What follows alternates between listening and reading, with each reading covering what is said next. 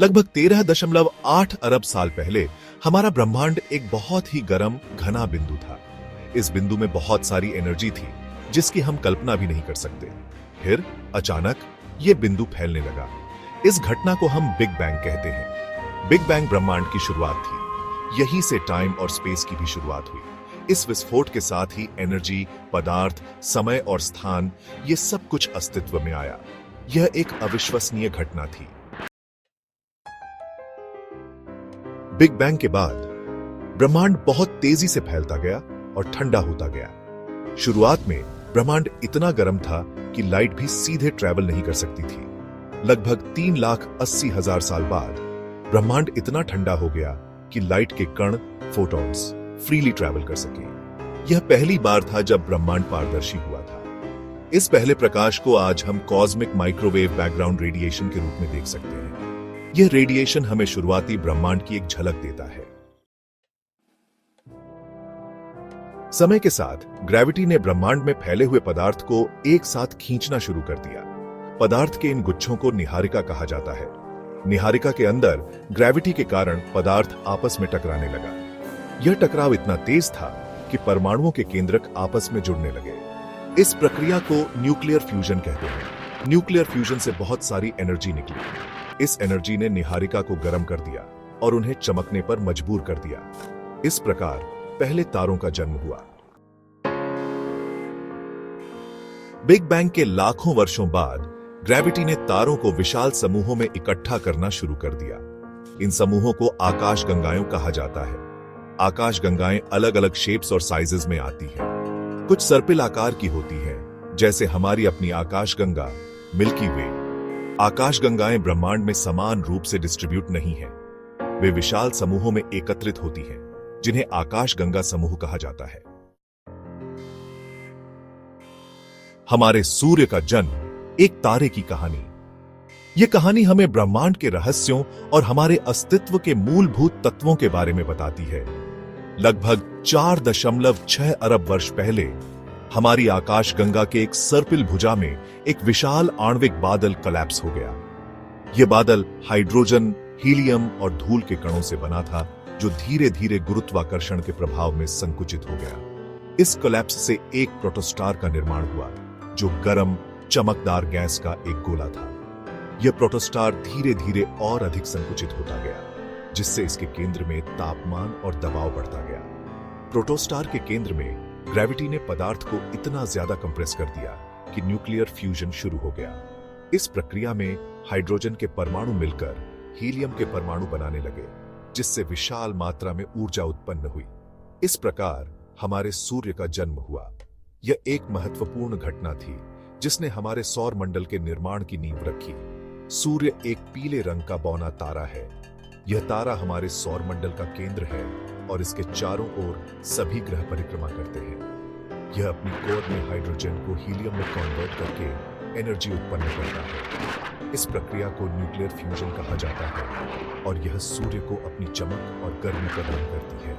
सूर्य की सतह पर हमें सौर ज्वालाएं और सौर धब्बे दिखाई देते हैं। ये घटनाएं सूर्य की चुंबकीय गतिविधियों का परिणाम है और अंतरिक्ष मौसम को प्रभावित करती है। सूर्य की ऊर्जा पृथ्वी पर जीवन के लिए आवश्यक है। यह प्रकाश और गर्मी प्रदान करता है, जिससे पौधों का प्रकाश संश्लेषण होता है और जीवन चक्र चलता रहता है। हमारे सौर मंडल में सूर्य के चारों ओर 8 ग्रह, कई बौने ग्रह, क्षुद्र ग्रह और धूमकेतु परिक्रमा करते हैं। यह सब सूर्य की गुरुत्वाकर्षण शक्ति के कारण संभव है। सूर्य को विभिन्न तरंग दैर्ध्य में देखने पर हमें इसके विभिन्न परतों और गतिविधियों के बारे में जानकारी मिलती है। इसका चुंबकीय क्षेत्र और सौर पवनें भी महत्वपूर्ण भूमिका निभाते हैं। भविष्य में लगभग 5 अरब वर्षों बाद सूर्य एक लाल दानव तारे में परिवर्तित हो जाएगा और अंततः एक श्वेत बौने तारे के रूप में समाप्त होगा। यह हमारे सौर मंडल के लिए एक नया अध्याय होगा। इस प्रकार एक तारे की कहानी हमें ब्रह्मांड की विशालता और हमारे अस्तित्व के रहस्यों के बारे में सोचने पर मजबूर करती है। यह हमें याद दिलाता है कि हम सभी सितारों की धूल से बने हैं। सेक्शन 6 पृथ्वी और अन्य ग्रह सूर्य के चारों ओर नृत्य। सूर्य के जन्म के बाद उसके चारों ओर घूम रही गैस और डस्ट की एक डिस्क से ग्रहों का निर्माण हुआ। ग्रेविटी के कारण डस्ट और गैस के कण आपस में टकराकर बड़े पिंडों का निर्माण करते हैं। धीरे धीरे ये पिंड बड़े होते गए और अपने ग्रेविटी के कारण गोल आकार ले लिया। इस प्रकार हमारे सोलर सिस्टम का निर्माण हुआ, जिसमें पृथ्वी सहित 8 ग्रह शामिल हैं। सेक्शन 7 जीवन का विकास। एक अद्भुत घटना लगभग 3.8 अरब वर्ष पहले पृथ्वी पर जीवन की शुरुआत हुई। यह एक अद्भुत घटना थी जो ब्रह्मांड में अभी तक कहीं और नहीं देखी गई है। पृथ्वी पर जीवन कैसे आया, यह अभी भी एक रहस्य है। वैज्ञानिकों का मानना है कि जीवन की शुरुआत सरल एक कोशिका वाले जीवों से हुई होगी। धीरे धीरे ये जीव विकसित हुए और अधिक जटिल होते गए। आज पृथ्वी पर लाखों प्रकार के जीव रहते हैं, जिनमें से मनुष्य सबसे बुद्धिमान है। सेक्शन 8 आज का ब्रह्मांड रहस्यों से भरा हुआ। आज हमारा ब्रह्मांड एक विशाल और रहस्यमय जगह है। यह अनंत विस्तार में फैला हुआ है और इसके हर कोने में अनगिनत रहस्य छिपे हुए हैं। इसमें अरबों आकाशगंगाएं हैं और हर आकाशगंगा में अरबों तारे हैं। हर तारा अपने आप में एक अनोखी दुनिया है और हर आकाशगंगा एक अलग कहानी कहती है। हमारे पास ब्रह्मांड के बारे में जानने के लिए बहुत कुछ है। वैज्ञानिक दिन रात इस प्रयास में लगे हुए हैं कि वे ब्रह्मांड के रहस्यों को सुलझा सकें। उदाहरण के लिए, हम अभी भी नहीं जानते हैं कि डार्क मैटर और डार्क एनर्जी क्या है, जो ब्रह्मांड का ज्यादातर हिस्सा बनाते हैं। यह अदृश्य शक्तियां हमारे समझ से परे हैं, लेकिन उनका प्रभाव हर जगह महसूस किया जा सकता है। हालांकि हम लगातार ब्रह्मांड के बारे में नई खोजें कर रहे हैं। हर नई खोज हमें ब्रह्मांड के रहस्यों के और करीब ले जाती है। शक्तिशाली टेलीस्कोप्स और अंतरिक्ष यान की मदद से हम ब्रह्मांड के रहस्यों को समझने के करीब पहुंच रहे हैं। इन उपकरणों की मदद से हम दूर दूर की आकाशगंगाओं को देख सकते हैं और उनके बारे में महत्वपूर्ण जानकारी जुटा सकते हैं। वैज्ञानिकों की मेहनत और उनकी खोजों के कारण हम ब्रह्मांड के बारे में हर दिन कुछ नया सीख रहे हैं। यह एक अंतहीन यात्रा है, जिसमें हर कदम पर नए रहस्य और नई चुनौतियां हैं। ब्रह्मांड की इस यात्रा में हम न केवल अपने अस्तित्व के बारे में जान रहे हैं, बल्कि यह भी समझ रहे हैं कि हम इस विशाल और रहस्यमय ब्रह्मांड का एक छोटा सा हिस्सा है।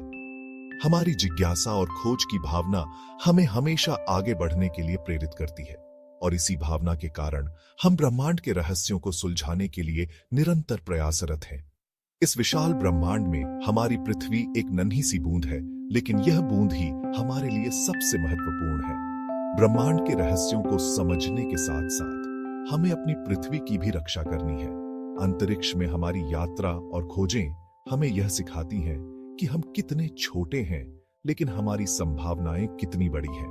ब्रह्मांड के रहस्यों को सुलझाने की यह यात्रा अनंत है और इसमें हर कदम पर नई खोजें और नए आश्चर्य हैं।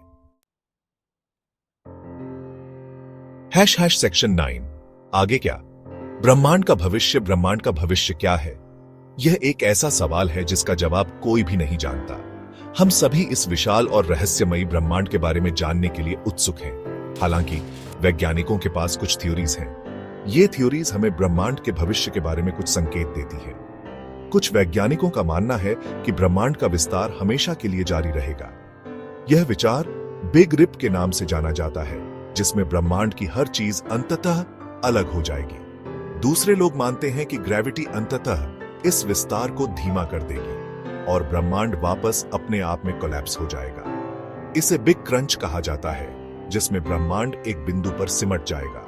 कुछ वैज्ञानिकों का यह भी मानना है कि ब्रह्मांड का विस्तार धीमा हो सकता है, लेकिन यह कभी पूरी तरह से रुक नहीं पाएगा। इसे बिग फ्रीज कहा जाता है, जिसमें ब्रह्मांड धीरे धीरे ठंडा होता जाएगा और अंततः एक ठंडी अंधेरी जगह बन जाएगा। इन सभी थ्योरीज के पीछे एक महत्वपूर्ण तत्व है, डार्क एनर्जी। डार्क एनर्जी एक रहस्यमयी शक्ति है जो ब्रह्मांड के विस्तार को तेज कर रही है। वैज्ञानिक अभी भी इस पर शोध कर रहे हैं और इसके प्रभावों को समझने की कोशिश कर रहे हैं। भविष्य चाहे जो भी हो, एक बात तो पक्की है, ब्रह्मांड एक अद्भुत और रहस्यमयी जगह है और आगे भी हमें हैरान करता रहेगा। वैज्ञानिकों का काम है इन रहस्यों को सुलझाना और हमें ब्रह्मांड के बारे में और अधिक जानकारी देना। हम सभी को इस यात्रा का हिस्सा बनने का मौका मिला है और यह जानना रोमांचक है कि हमारे सामने कितने अनगिनत रहस्य और खोजें हैं। ब्रह्मांड का भविष्य चाहे जो भी हो, यह निश्चित है कि यह हमें हमेशा चकित करता रहेगा।